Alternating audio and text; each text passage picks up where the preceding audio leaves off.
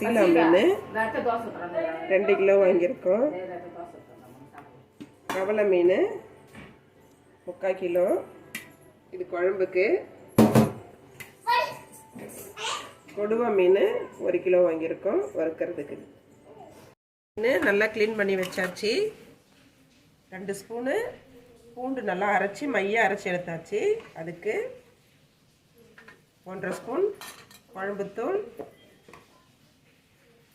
1 spoon கார மிளகாத்தூள், 1 spoon போன அளவு தண்ணி விட்டு குழச்சி எடுத்துப்போம். இந்த திக்னஸாக இருக்கும் பொழுது நம்ம மீனை போட்டு பிரட்டி எடுத்துடலாம். அதில்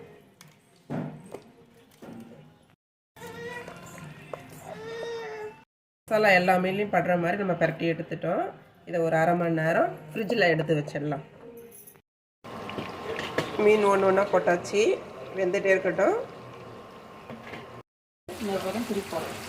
இது கொடுவா மீன், இந்த பக்கம் ஷீலா மீன் 2 வந்துட்டுருக்கு. இது பாதி வெந்து போச்சு, அதனால திருப்பி போடுறாங்க. இதை நெக்ஸ்ட்டு அது எல்லாரையும் தீ போட்டு முடிக்கிறதுக்குள்ளார இது வெந்து முடிஞ்சிடும். இதை திருப்பி போட்டு எடுத்துருவாங்க.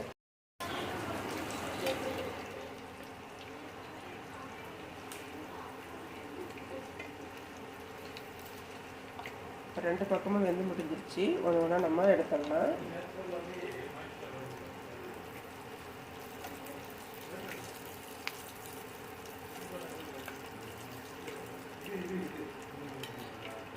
நெக்ஸ்ட் பேட்ச் வெந்துட்டு திருப்பி போட்டு